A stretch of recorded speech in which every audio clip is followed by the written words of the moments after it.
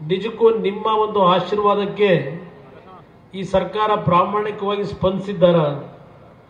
ವಿರೂಪಾಕ್ಷಪ್ಪನವರು ಬಿಡಿಸಿ ಹೇಳಿದ್ದಾರೆ. ಈಗ ಈ 5 ಗ್ಯಾರಂಟಿಗಳ ವಿಷಯದಲ್ಲಿ ಹೆಚ್ಚಿನ ಸಂಖ್ಯೆಯಲ್ಲಿ ಈ ಭಾಗದಲ್ಲಿ ನಮ್ಮ ತಾಯಂದ್ರೇನಿದ್ದೀರಿ, ದಯವಿಟ್ಟು ಈ 5 ಗ್ಯಾರಂಟಿಗೆ ಮರಳಾಗಬೇಡಿ ಅಂತಕ್ಕಂಥ ಹೇಳಲಿಕ್ಕೆ ಬಯಸ್ತೀನಿ. ಈ 5 ಗ್ಯಾರಂಟಿಗಳು ನಿಮ್ಮ ಒಂದು ಬದುಕನ್ನ ಶಾಶ್ವತವಾಗಿ ನೆಮ್ಮದಿಯಿಂದ ಬದಲಿಕ್ಕೆ ಈ ಕಾರ್ಯಕ್ರಮಗಳ ಯಶಸ್ಸನ್ನು ಕಾಣಲಿಕ್ಕೆ ಸಾಧ್ಯ ಇಲ್ಲ. ಈ ಒಂದು ಕಾಂಗ್ರೆಸ್ನ ಸರ್ಕಾರ ಈ 5 ಗ್ಯಾರಂಟಿಗಳನ್ನು ಕೊಟ್ಟಿರತಕ್ಕಂಥದ್ದು ತಾತ್ಕಾಲಿಕವಾಗಿ ಈ ಒಂದು ಲೋಕಸಭೆಯಲ್ಲಿ ಅವರು ಚುನಾವಣೆಯನ್ನು ಗೆಲ್ಲೇಬೇಕು ಅಂತಕ್ಕಂಥ ಹಿನ್ನೆಲೆಯಲ್ಲಿ ಈ ಯೋಜನೆಯನ್ನು ಇವತ್ತೇ ನಿಮ್ಮ ಮುಂದೆ ಇಟ್ಟಿದ್ದಾರೆ. ಮುಂದಿನ ದಿನಗಳಲ್ಲಿ ಯೋಜನೆಗಳು ಮುಂದುವರಿಲಿಕ್ಕೆ ಸಾಧ್ಯ ಇಲ್ಲ. ಸರ್ಕಾರದಲ್ಲಿ ಈಗಾಗಲೇ ಹಲವಾರು ಆರ್ಥಿಕ ತಜ್ಞರುಗಳು ಹೇಳ್ತಾ ಇದ್ದಾರೆ, ನಮ್ಮ ರಾಜ್ಯದಲ್ಲಿ ಒಂದು 5 ಗ್ಯಾರಂಟಿ ಯೋಜನೆಗಳಿಂದ ಯಾವುದೇ ರೀತಿಯ ಸರ್ಕಾರದ ಆಸ್ತಿಯನ್ನು ವೃದ್ಧಿ ಮಾಡತಕ್ಕಂಥ ಕಾರ್ಯಕ್ರಮಗಳು ಈ ಸರ್ಕಾರದಲ್ಲಿ ಕಾಣುತ್ತಾ ಇಲ್ಲ. ಸರ್ಕಾರದ ಖಜಾನೆ ಖಾಲಿ ಆಗ್ತಾ ಇದೆ. ಇವತ್ತು ಈ ಸರ್ಕಾರದಿಂದ ಯಾವುದೇ ರೀತಿಯ ದೊಡ್ಡ ನಿರೀಕ್ಷೆಗಳನ್ನ ನಾವು ಇಟ್ಕೊಳ್ತಕ್ಕಂಥದ್ದು ನಿರಾಸೆ ಆಗ್ತದೆ. ಹೋದ ವರ್ಷದ ಒಂದು ಅಭಿವೃದ್ಧಿ ಯೋಜನೆಗಳಿಗೆ ಘೋಷಣೆಯಾದಂಥ ಕಾರ್ಯಕ್ರಮದಲ್ಲಿ ಸುಮಾರು 28% ಹಣ ಬಿಡುಗಡೆನೇ ಆಗಿಲ್ಲ.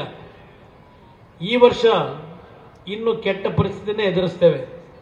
ನಿಮ್ಮಗಳಿಗೆ 2,000 ರೂಪಾಯಿಗಳನ್ನ ನಮ್ಮ ಗೃಹಿಣಿಯರಿಗೆ ತಾಯಂದಿರಿಗೆ ಕೊಡ್ತೀವಿ ಅಂತ ಗೃಹಲಕ್ಷ್ಮಿ ಯೋಜನೆ ಹೇಳಿದ್ದಾರೆ. ಇವತ್ತು ಈ ಸರ್ಕಾರ 5 ಗ್ಯಾರಂಟಿಗಳಿಗೆ ಸುಮಾರು ಈ ವರ್ಷ 52,000 ಕೋಟಿ ರೂಪಾಯಿಗಳ ಸಾಲ ಮಾಡಿದ್ದಾರೆ. 52,000 ಕೋಟಿ 52,000 ಕೋಟಿ ಅಷ್ಟೇ ಅಲ್ಲ, ಅದರ ಮೇಲೆ ಈ ಕಾರ್ಯಕ್ರಮ 52,000 ಕೋಟಿ ವೆಚ್ಚ ಏನಿದೆ ಅದಕ್ಕೆ 1,05,000 ಕೋಟಿ ಸಾಲ ಮಾಡಿದ್ದಾರೆ. ಇವತ್ತು ನಿಮಗೆ ಕೊಡ್ತಾ ಇರತಕ್ಕಂಥ ಹಣ ಕೊಡ್ಲಿಕ್ಕೆ ಇವತ್ತೇನು ಸಾಲ ಮಾಡ್ತಾ ಇದ್ದಾರೆ, ಆ ಸಾಲ ಯಾರು ತೀರಿಸಬೇಕು? ಅದನ್ನ ಸಿದ್ದರಾಮಯ್ಯನವರು ಇನ್ನೊಂದು 2 ವರ್ಷ ಆದ್ಮೇಲೆ ನಾನು ರಾಜಕೀಯ ಬಿಡ್ತೀನಿ ಅಂತಾರೆ.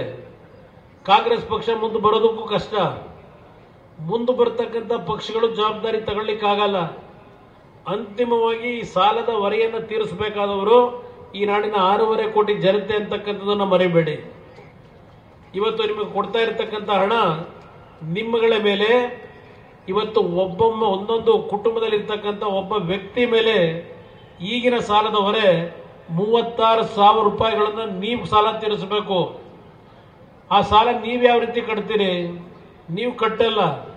ಸರ್ಕಾರಗಳು ತೆರಿಗೆ ರೂಪದಲ್ಲಿ ನಿಮ್ಮ ಜೋಬಕ್ಕೆ ಕೈ ಹಾಕಿ ನಿಮ್ಮ ದುಡ್ಡನ್ನ ಖಜಾನೆಗೆ ತುಂಬಿಸಿ ಅಲ್ಲಿಂದ ಆ ಸಾಲ ತೀರಿಸಬೇಕು.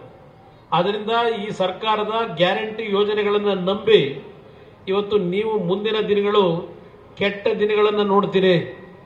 ಅದಕ್ಕೆ ಎಚ್ಚರಿಕೆಯಿಂದ ಇರಿ ಅಂತಕ್ಕಂಥ ಒಂದು ಮನವಿ ಮಾಡ್ತಾ ಇದ್ದೇನೆ.